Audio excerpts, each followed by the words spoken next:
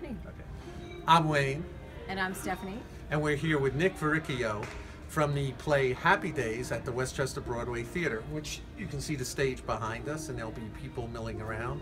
So we may have some ambient noise, but we are so pleased to have Nick with us. Stephanie and I are reviewers, as you know. We saw the show and we just loved it. And we wanted to review Nick primarily for the reason that he's so great in it.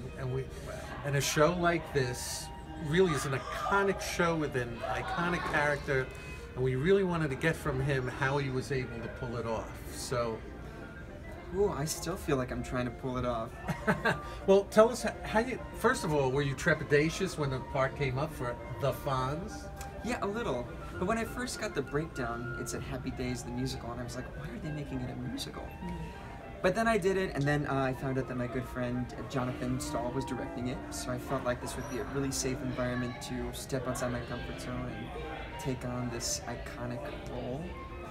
And then eventually I just kind of threw caution to the wind and said, I'm going to try this, and I'm going to try and find this character in me.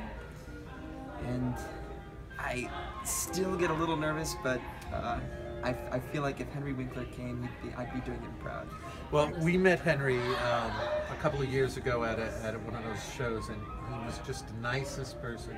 And we know people who know him, and You gotta give him a call and tell him to come to the show. We're gonna tweet, so he'll be on. Yes, but I have to write it.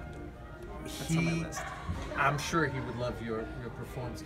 And here's the thing: growing up with the Fonz for me was, he was on everything, and you just captured the right tone. And I was really wondering when you first walked out, is he gonna really be the Fonz? In fact, is he really gonna do it? I don't know.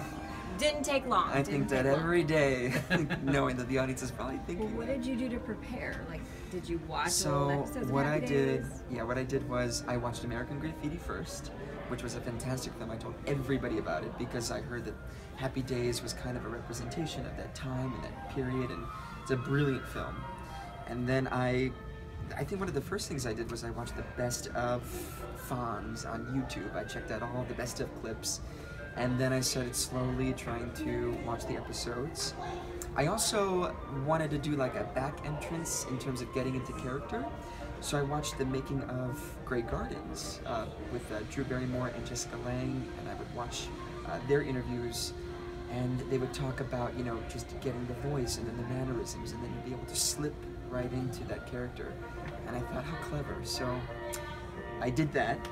And I also remember a long time ago there was this made-for-TV movie that Lorna Luff produced. It was Me and My Shadows, based on her mom, Judy Garland. Right. And I remember one of the interviews, because I got the DVD, and I watched Tammy Blanchard being interviewed. And she was asked, well, how'd you get the role? Weren't you nervous? And she said, yeah, I was really nervous about getting the role, and I even went to Judy Davis, who signed on to be the older version of Judy Garland.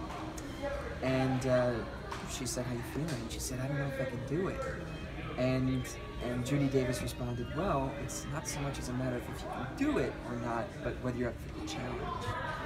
And then she was like, okay, I'm up for the challenge. And then I looked back on that and I was like, that's how I gotta think. I gotta be up for this challenge and find the essence of Henry Winkler as the Fonz. And one of the best parts about Henry Winkler is the fact that he always talked about how he approached the Fonz as this real person. He's not a caricature. He was an actor about the entire thing, and he was very smart. And so I looked up to that, and I would always keep that in my mind. I'm sorry. No, go ahead.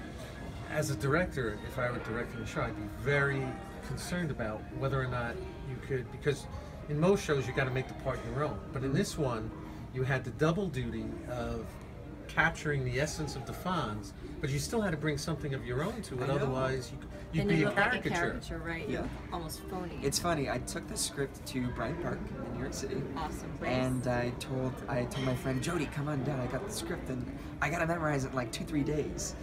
And so she comes down and we're going through the script, and she's, quizzing me on my lines. She goes, Nick, let's talk about Fonz. And because she grew up with it, as, many people grew up with Happy Days, and she got up and she would act how Pinky Tuscadero would act, and she'd say the Fonz would do this, the Fonz would do that. And she was really pivotal in helping me out.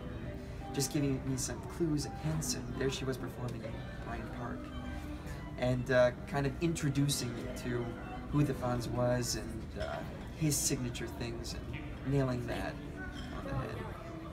So you kind of had a double responsibility, obviously 2 or 3 days to learn your lines, but then to also be able to bring to it those other elements. I know. Was that more it's so challenging than other daunting. roles you've played? Did you feel, or? I think this is the most challenging role I've ever had to come upon, Is it just like a because of the expectation of who the Fonz is, and then also what you want to bring to the role and how you want to do it justice, but put your own personal flair on this iconic character. That was a challenge, and then I really felt like I was doing a good job of it. And one day in Pick a Bagel in Midtown, I just started crying because I was like, I don't know if I can pull it off. And this was during tech, and I called my mom, and these poor people next to me probably thought I was breaking up with someone or lost a relative, and I didn't want to wrap my bagel because I put ketchup down, and here I am going like, I don't know if I'm enough. And I was like, get out of Pick a Bagel and go to the street, get air. Imagine you telling them, it's because I can't play the Fonz. Yeah, and it was just the pressure. I think I put a lot of pressure on myself, but once I had that good cry, and once I realized that it's certainly within reach, it all dissipated, and of course, Jonathan was so good about creating a fantastic safe space for all of us to work. He was so open, which wanted us as actors and people to be open. So I made for a great rehearsal process. Well, you nailed it. We feel you nailed it. The reviews are in. You've gotten great reviews. So how does it feel now? You're sort of in the middle of the run, and what's happening? It feels great. I feel like we've found our footing. The show's very strong, and now I'm really, really having fun with it. And I'm not going overboard, but I'm having enough fun to know that this is the world.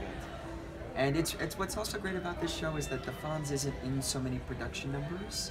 He's kind of in the back for the production numbers, and then has his own few solo songs. And I get to watch those big, grand MGM dances, and they're singing and they're dancing, and it's really fun because it gets me in the mood, but it's also, I get to appreciate and enjoy and laugh with my fellow actors on stage. You just stand there and be cool. And I get to just and hang straddle out the at the jukebox. motorcycle.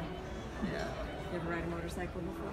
No, I'm too nervous. See, now you just get to pretend. Don't tell anybody. Okay, you just told about 400,000. Woo! Well, we'll have those 400,000 people. Don't tell anybody. Okay. Well, thanks for joining us, Nick. We look forward to seeing you again. I can't wait. And if you haven't seen it, you must see Happy Days at Westchester Broadway Theatre. You will be very happy you did.